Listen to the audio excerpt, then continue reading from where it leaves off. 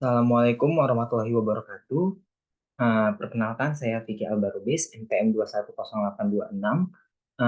Di sini saya akan menjelaskan dan presentasikan hasil mind mapping saya dari tugas remedial blok muskulus skeletal.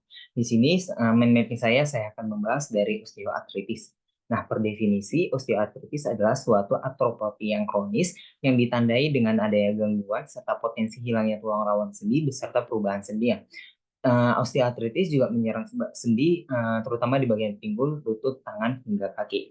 Kemudian pada studi sebelumnya menyatakan bahwa sebanyak 83% dijumpai kasus dari osteoartritis lutut yang paling sering. Kemudian berdasarkan klasifikasinya, osteoartritis uh, berdasarkan etiologinya nanti ada idiopatik, ada sekunder. Sekunder ini nanti dia ada kelainan metabolik, kelainan anatomi, trauma serta inflamasi. Kemudian berdasarkan sendi yang terkena bisa kita lihat di sini ada sendi yang ada OA pada tangan, OA pada lutut, OA pada kaki, OA pada koksa atau panggul, kemudian ada OA pada vertebra, OA pada di tempat lain dan juga OA generalisata atau sistemik. Kemudian berdasarkan patofisiologi dari osteoartritis adalah bisa kita lihat di gambar ini. Yang pertama gara-gara karena adanya trauma yang besar. Ketika trauma besar ataupun trauma yang berulang akan menyebabkan kerusakan pada artikuler yang normal. Kemudian nanti akan menyebabkan destruksi atau kerusakan pada tulang artikulernya. Kemudian genetik anomali pada tulang yang diproduksi dan juga nanti pada seperti sindrom Ehlers-Danlos, nanti pada kelainan pada jaringan tisunya seperti familial hypermobility syndrome. Nanti ini keduanya itu nanti akan menyebabkan apa? Akan menyebabkan damage pada tulang yang kartilik ataupun tulang yang abnormal serta sendi yang normalnya, sehingga ketiga ini nanti akan menyebabkan apa? Akan menyebabkan destruksi pada atau kerusakan pada tulang artikularnya. Kemudian sehingga menyebabkan osteoartritis, di mana osteoartritis ini adalah suatu kelainan sendi yang degeneratif yang bisa memberikan efek terhadap sendi yang terbebani seperti uh, pada lutut ataupun pada panggul.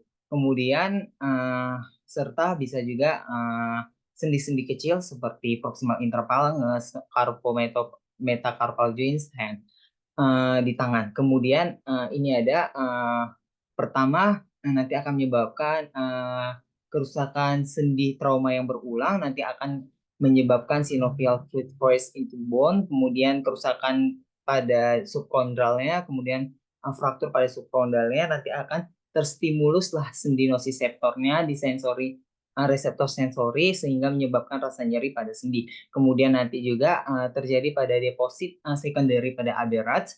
Kemudian nanti akan terjadi ada osteofit. Kemudian nanti akan dapat terjadi distrop pada sendi yang normal, kemudian impact terhadap osteosit yang normal pada sendi struktur selama pergerakan nanti akan menyebabkan apa di kebatasan fisik, kemudian juga akan menyebabkan palpable bony hypertrophy atau pembesaran pada tulang palpable-nya. Kemudian nanti akan lack of cartilage-nya, kemudian akan direkontak antara proses tulang dengan pergerakan sendinya sehingga menyebabkan crepitus. Kemudian crepitus itu suara nanti pada pemeriksaan fisik bisa biasa dijumpai. Kemudian nanti ada pergerakan sendi yang tidak dengan pembentukan lubrikan stimulus genesis receptor sehingga akan menyebabkan nyeri pada saat pergerakan dan menurunkan pergerakan kita atau range of motion kita. Kemudian nanti ada terjadi inflamasi sehingga akan meningkatkan risiko infeksi. Kemudian nanti akan terjadinya adanya regulasi dari sitokin dan akan meningkatkan sekresi pada enzim proteolitik sehingga akan enzim proteolitik terjadi peningkatan sehingga terjadi peningkatan pada cairan sendi, produksi cairan sendi sehingga terjadi efusi pada sendinya. Kemudian nanti kalau pada regulasi sitokinnya pada sintesis asam hyaluronik nanti akan terjadi sinosium akan membentuk molekul rendah, kemudian nanti terjadinya penurunan sinovial, cairan sinovial, viscosity cairan sinovial. Kemudian setelah patofisiologi kita masuk bagaimana sih mendiagnosa dari osteoartritis. Pertama anamnesa, nyeri persisten nanti dijumpai, kemudian tidak ada. Apabila tidak ada inflamasi, maka dirasakan kaku sendi kurang dari 30 menit. Apabila terjadi inflamasi, maka akan terjadi rasa hangat, bengkak minimal, tidak disertai kemerahan, kemudian nyeri saat beraktivitas, kemudian nyeri pada pagi hari. Bisa kita lihat gambarnya seperti ini, dia OA di tangan. Kemudian nanti ini ada menurut klasifikasi diagnosis. Nah, penilaian diagnosis OA berdasarkan ini salah satunya OA lutut. Ini ada berdasarkan klinis. Nanti apabila paling sedikit 3 dijumpai dari 6 kriteria sehingga sensitivitasnya 95% dan spesifitasnya 69%.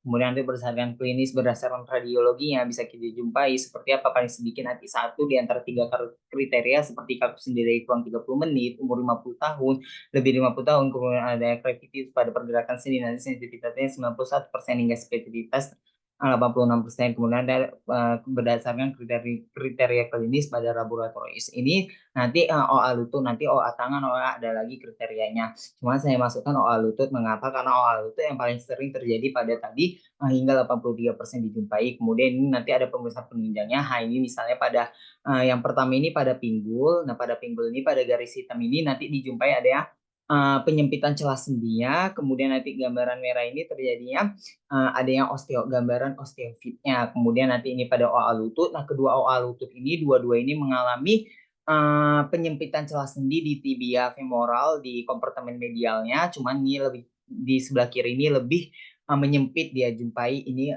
Kemudian di servikal di tulang belakang ini tulang belakang nanti tulang yang bagian atasnya ini dia normal, yang di bawah ini bisa kita lihat ada mengalami penyempitan sehingga dan juga pinggiran tidak rata. Kemudian ini nanti di tangan tadi ini pemeriksaan radiologinya. Di tangan nanti kita jumpai nanti di interphalangesnya terjadi penyempitan serta di medial interphalangesnya terjadi erosi. Kemudian untuk mungkin itulah lebih spesifik untuk pemeriksaan penunjang dari osteoartritis yaitu pemeriksaan radiologi. Kemudian nanti untuk tata laksananya ada tata laksana farmakologi dan non farmakologi. Nanti non farmakologi bisa kita lihat di gambar nanti edukasi pasien, bagaimana program pelaksanaan mandirinya, program latihan aerobiknya, terapi fisik yang dilakukan, terapi okupasinya.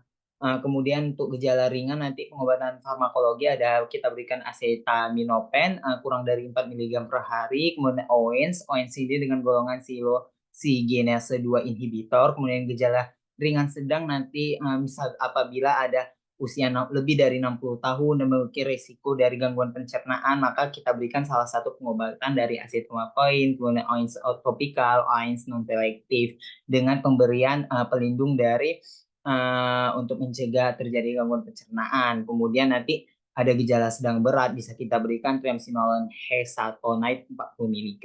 Kemudian itu ini lebih untuk bagaimana sih algoritma penanganan. Nanti kalau OA ringan, OA sedang, OA ringan hingga sedang bisa kasih paracetamol. Nanti langkah berikutnya ini. Kemudian nanti kombinasi terapi farmakologi dan non farmakologinya. Kalau nanti dia OA sedang berat juga apa yang kita berikan, OA steroidasi akut apa yang kita berikan, terapi-terapinya inilah untuk terapinya nanti terakhirnya akan dikombinasi terapi farmakologi dan non farmakologinya, kemudian kombinasi terapi farmakologi non farmakologi dengan target bagaimana non farmakologi ya, berat badannya apakah harus dikurangi atau bagaimana.